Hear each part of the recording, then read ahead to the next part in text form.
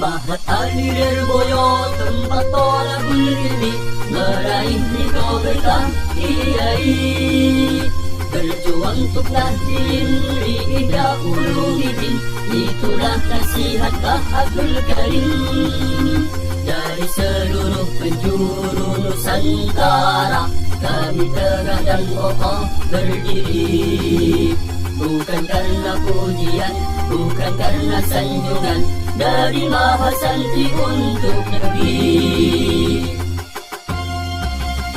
Berbagai kitab kuning yang penuh makna, jatuh bangun kami pantang menyerah. Berjuang dan berkorban untuk Indonesia, nusa bangsa dan juga agama. Maha Santri Mahat Ali Lirboyo, para pahlawan pejuang agama.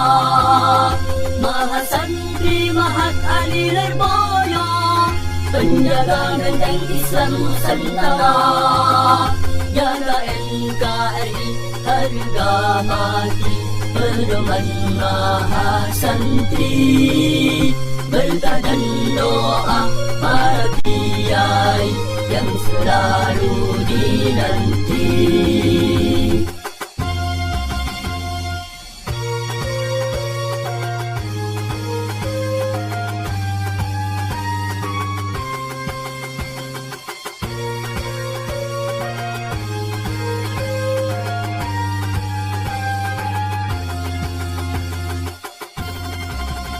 Maha Santri Mahat Ali Lirboyo, para pahlawan pejuang agama.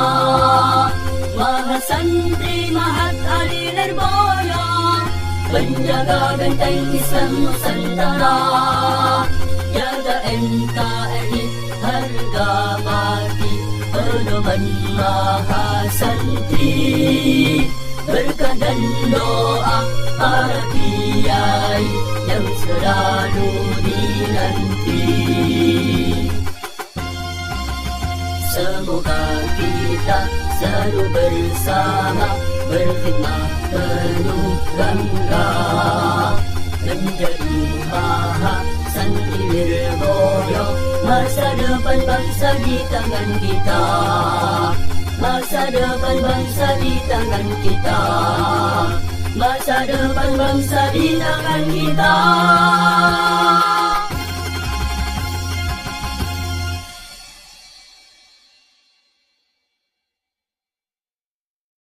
Ada sebuah fenomena kesehatan yang saat ini menurut saya ada yang janggal menurut saya.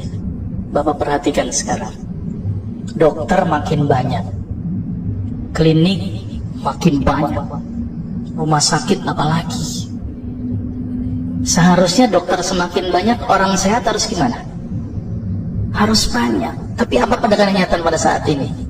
Dokter banyak, klinik banyak, rumah sakit banyak, orang sakit banyak. Ini yang salah siapa nih Pak? Dokternya atau pasiennya Pak? Karena saya dokter, saya salahin pasiennya. Ternyata pasien itu makhluk yang pasrah menurut saya. Semua yang diresepkan dokter ditelan itu tanpa mereka tahu apa ya obat yang mereka minum. Ini yang menurut saya cukup menggelitik, nih ada apa di sini? Kenapa kok umat Islam sekarang ini berbeda dengan zaman Rasulullah pada waktu itu? Sampai ada seorang tabib praktek di Madinah selama kurang lebih 2 tahun itu nggak ada pasiennya. Kenapa kok berbeda sekarang dengan umat Islam zaman sekarang? Ini ada sesuatu yang salah menurut saya. Kita nggak usah jauh-jauh masalah kesehatan, masalah keseharian kita saja. Itu ternyata sudah terjadi perbedaan yang luar biasa yang berhubungan dengan masalah kesehatan. Contoh, saya contohkan. Makan sehari berapa kali? 3 kali ya, katanya 3 kali. Padahal nih, ada yang mengatakan bahwa makan sebelum lapar, berhenti sebelum kenyang. Berapa kali berarti? Tidak 3 kali, terserah perut. Jadi patokan 3 kali sebenarnya dalam Islam itu tidak ada sebenarnya. Ada sesuatu yang aneh. Maka itu saya sempat berpikir, ini jangan-jangan ini ada sebuah kesalahan dalam diri saya. Maka itu saya setelah lulus dokter, saya melanjutkan kuliah lagi, tapi tidak ngambil spesialis gitu ya. Jadi saya ngambil kuliah lagi jurusan tafsir hadis gitu ya. Ketika belajar hadis itu banyak sesuatu yang menurut saya luar biasa yang tidak pernah dikupas. Ya, ilmu kesehatan yang luar biasa tetapi tidak pernah dikupas. Nah, di situ saya bertemu dengan seorang ustadz. Kemudian ustadz itu bilang begini. Ini latar belakang saya kenapa saya belajar pengobatan Nabi. Ustadz itu bertanya kepada saya begini, "Dok, antum yakin gak sih dok kalau antum masuk surga?" Saya jawabnya pada waktu itu apa? "Yakin Ustaz, saya masuk surga karena Allah menurut prasangka hambanya." Tapi Ustaz itu bilangnya lain. "Kayaknya antum masuk neraka deh." Waduh. Dia memberikan data-datanya ke saya. Maka saya bersyukur kepada Ustaz tersebut ya. Dia ambil pada waktu itu, mohon maaf ya, saya menyebut merek, mohon maaf. Ya dok, Lovenox, obat yang dipakai untuk mengencerkan darah. Biasanya diberikan pada penderita penyakit jantung, stroke dan gangguan bekuan darah. Di situ tertuliskan kata apa? Porsin origin. Ada yang tahu porsin? Porsin itu isinya pak babi pak. Saya bilang, waduh, berarti dok kalau antum meresepin porsin satu pasien, antum telan itu obatnya. Kira-kira ibadah orang tersebut diterima nggak sama Allah? Siapa yang dipersalahkan nanti? Diambil obat yang kedua, Atrapin. Apa itu? Insulin. Tulisannya apa? Human insulin. Jadi diambil dari manusia yang telah meninggal, diambil pankreasnya, insulinnya yang menderita penyakit kanker pankreas, dibuatlah obat. Berarti dokter sudah menyuntikkan manusia ke dalam manusia. Diambil obat namanya analsik. Apa itu analsik? Obat untuk pusing. Ini di kalangan dokter sering resep ini.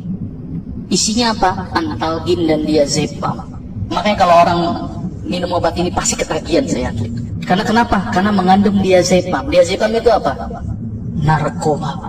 Maka itu cara nyari uang paling gampang, kasih aja resepin analsik, pasti balik lagi dia. Karena kenapa? Narkobanya bikin kecanduan. Diazepam, fatwa ulama bagaimana? Haram. Diambil lagi obat batuk, kodein. Maka itu kita minum obat batuk langsung hilang batuknya karena kodein. Kodein ini ternyata derivat dari narkoba. Berarti dokter sudah resepin narkoba. Diambil semua obat sirup di depan saya, lihat ada nggak yang tidak mengandung alkohol? Semuanya mengandung alkohol. Sampai saya pikir, Masya Allah, berapa ribu pasien yang telah saya resepkan obat-obatan haram tersebut. Ini yang menjadi kegelisahan saya Pak. Terus kemudian saya melihat ada sesuatu yang salah. Kenapa? Karena agama Islam tidak dipelajari secara benar. Banyak umat Islam saat ini belajar akidah, belajar akhlak, belajar fikih. Tapi lihat, pernahkah umat Islam di sini belajar masalah kesehatan Islam? Sedikit sekali. Kajian-kajian tentang kedokteran Islam hampir tidak ada. Makanya tidak heran sekarang umat Islam yang notabene hebat menurut saya katanya, tapi ternyata banyak yang sakit karena dilupakan aspek ini.